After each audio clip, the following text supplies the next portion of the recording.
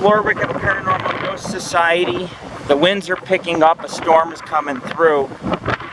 So this is going to be kind of a hard investigation to get EVPs. I may have to come back at night to get the EVPs. But you're looking at one of the oldest orphanages, actually the oldest orphan home in all of Carson City. They often called it the Carson City Orphans Home, Children's Home, and even Sunny Acres, which Sunny Acres kind of, that scares me just a bit slightly, but some flowers growing here.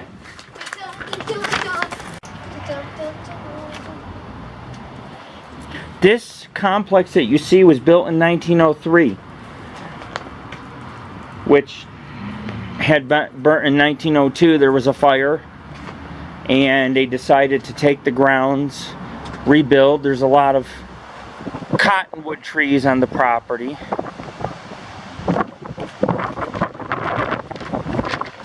The very first orphanage in Nevada was located in Virginia City. The Sisters of Charity had operated it. If you guys remember the St. Mary's Art Center, it was also the old St. Mary's Hospital before it became the Art Center, and that turned out to be quite a good haunting. I mean, we're downtown Carson City right now, but in 1867, when it opened in Virginia City, after a couple years, the legislature decided to take care of the homeless children. Was the state's job, so they authorized the building of this complex, and Ormsby County had donated 10 acres on 5th Street, just west of Stewart, which back then and into the mid-1900s was the outskirts of town. So all this that you see here, this is Carson City, downtown. But this did not exist back before 1950s. This orphanage was very rural. A large Victorian was built on the site. It cost about $8,500, and on October 1870, the first child was admitted to the new home. And then, of course, it operated to 1902, and it burned down. That's when they built these other buildings that you see on site. And there's not a lot. Now, I tell you right now, the deer, they graze in these lush grasslands. And I'm going to show you why they graze, because straight ahead of me you have National Forest.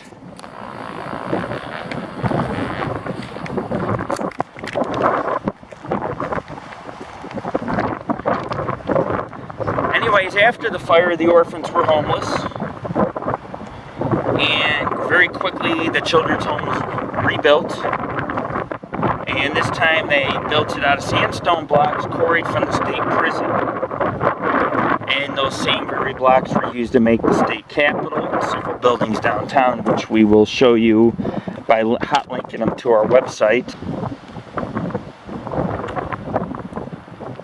By 1903, when the new buildings were finished, they were fireproof, larger, and you know, the kids, they said, were treated well. They had warm beds, good food. Townspeople would donate money to the home. Children Christmas presents or a day at the movies. The money went towards, they went to city schools, attended church, held jobs on a farm. And they said many lived successful lives, which, I mean, is great that Sunny Acres was able to provide that. In the 1950s, that's when the name Sunny Acres took effect. During the 40s and the 50s, the buildings went through changes. In 1948, the place was renamed, like I said, to Sunny Acres.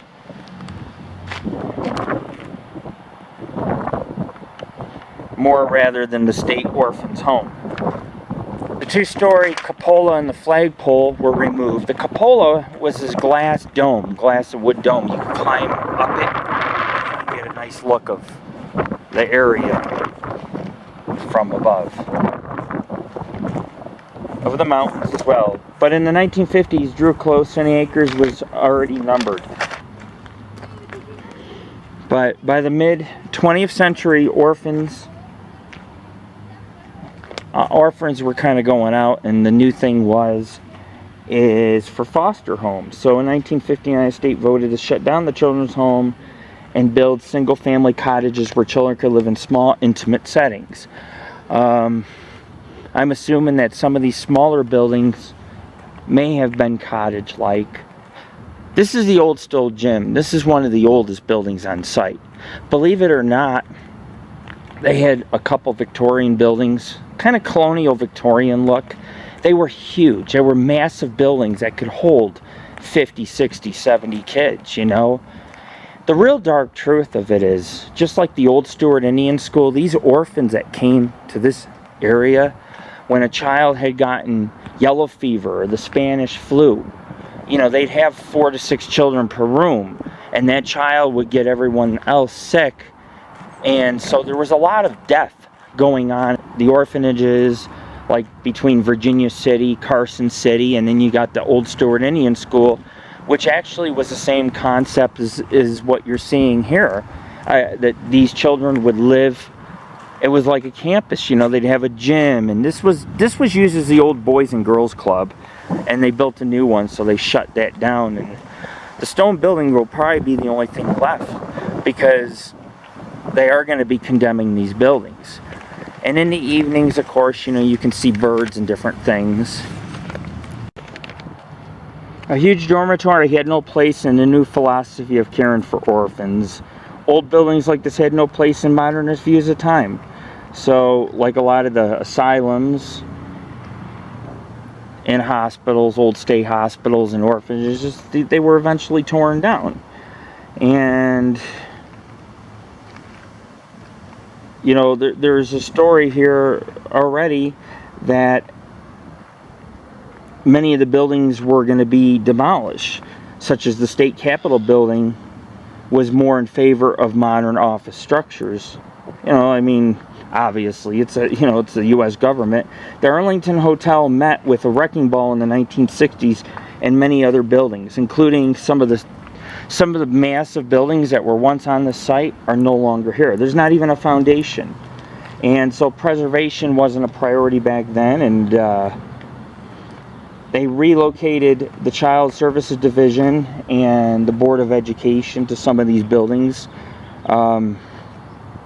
They built the cottages on the same site, which would work out. Obviously, rather than place a kid in foster home, you know, you could place that child into this orphanage, and it offered a lot. I mean, you know, you've seen the basketball hoop. There's tennis courts off in the distance. I mean, the kids had warm meals, beds. They were well taken care of. I can't say that every boy and girl was well taken care of. I'm sure some abuse had gone on during that time period. But there's a lot of different buildings. Some date back to the 1960s. You can tell the style, the 1960s style. I don't really have to get into it, but you get it. Division of Child and Family Services is headquartered here at the Cottages. Boys and Girls Club of Nevada made their home here in some of the newer buildings, and there used to be a lot of squatters at the the stone building, so they boarded it up, I guess. And this gym that you see is part of the old children's orphanage. If you look real well, that stone building predates 1903.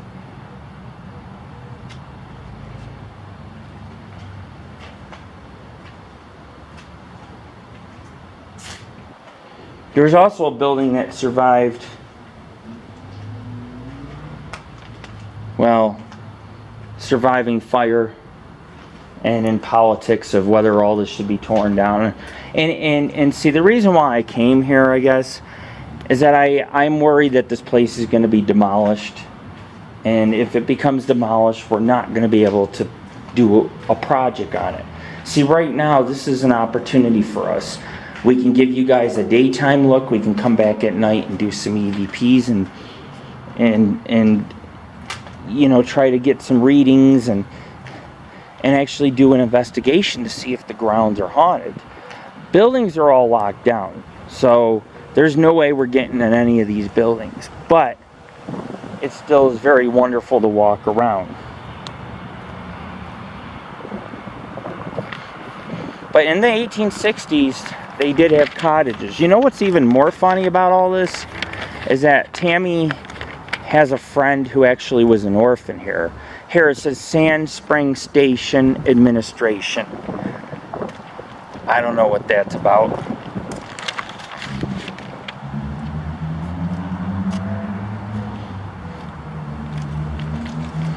There's even a peek hole on this, man. Yeah, see, they keep everything locked up.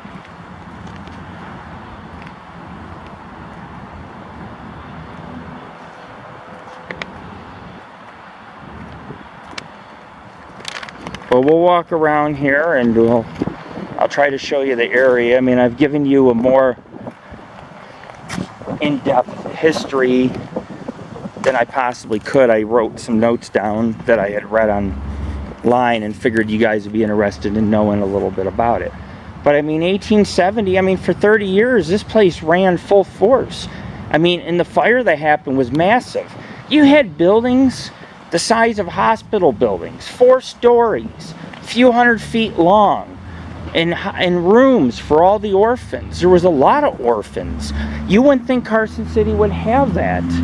I mean, this is what the state capitol now looks like. I mean, I can almost get a piece of the Capitol building, but actually I could zoom in and show you. The American flag blows in the wind. These are all government buildings you're looking at. This is downtown Carson City, and the orphanage sits here abandoned. And you know, these trees are old. I mean, these trees were planted in the 1800s, and so they do fill the grounds. And if you're looking at any spots, like let's say I'm walking and you see an extra gray area, for example, or no, you see an extra green area of grass, like a patch of grass, chances are at one time buildings sat there.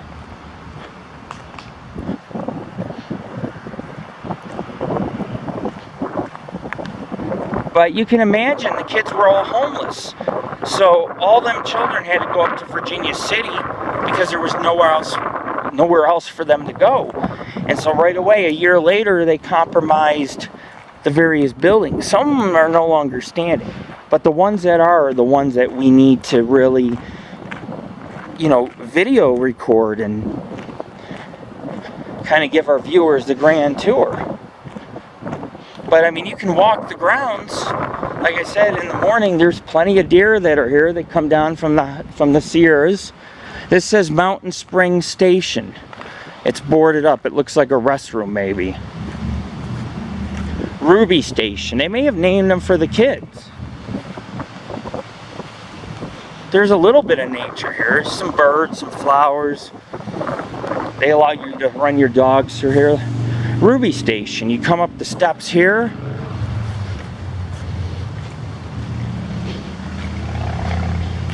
You got yourself a nice door.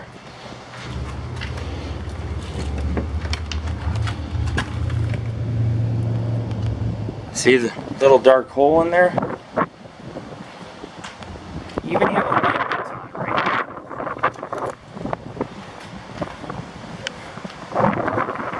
right. It's kind of got a creepy feeling when you sit here, you know? You sit here and you walk around and you think, wow, man. You know, these are more of the cottages that they're talking about. So in the 1960s, you know, you could tell these are probably from the 60s anyways, but they built these for the kids because these cottages were more like housing, homes, rather than these giant hospital-like buildings that would house these kids. The problem I have is that a lot of children died when the Spanish flu came to be, and yellow fever, and all these epidemics. These poor children, they died. And there was nothing that could be done. They were orphans. They had to live with one another. Rose bush, all the roses are dead. It's not a busy city, but you know, you get motorcycles that come by. All these grass areas once held buildings. And now just walking around, you know, you think more than half of these buildings are gone. Here we go. We have Diamond Spring Station. And this must have been where they would, the water. Where you turn on and off your water. Well, that's how some places are. I really didn't look too good because I was busy holding up the metal so you guys could see. But this was like a giant children's playground. And this is sad. What we see here is sad. Everything's boarded up. These buildings aren't used. They're going to demolish them. It's bad enough, the fire, and the demolishing has almost erased the entire orphanage. I mean, look, you have the tennis courts up here. I think I'll come to play basketball and tennis here sometime, just to absorb that extra history, you know?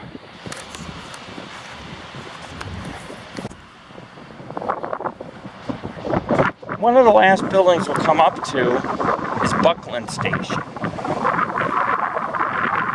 I mean, when they had gotten rid of the orphanage itself and put these cottages on the site, they destroyed beautiful Victorian buildings.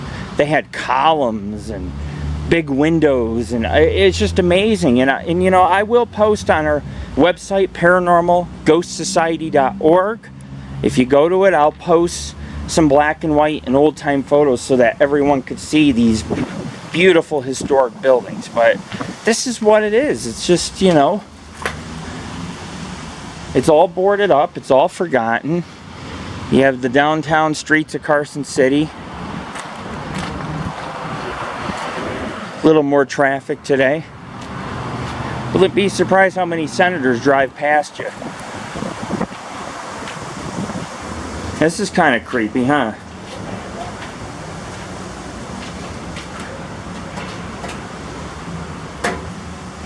At least there's no brains or anything in here.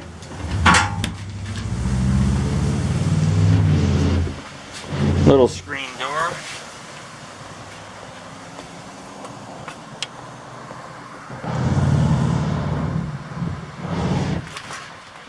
Just creepy little buildings. I mean, even if these were built in the 1960s, they were built over the fire place. I don't know how many children died, because the problem is they don't want to talk about anything in regards to children dying in this orphanage, kind of like the old Stuart Indian School. You can also see off in the distance, you see high Sierras. Straight ahead is Job's Peak. Right there's Job's Peak. Genoa Peak. Friel Peak's behind. We've climbed all up and through there hiking. You know, so the children back then, when there was no apartments or hotels or other buildings, the children had a straight shot of all the Sierras right here. Of course, these trees were a lot smaller back then too. If you want to look at another site, there's Sea Hill. And there's Kings Canyon. That's where all the deer and sometimes even black bear come from.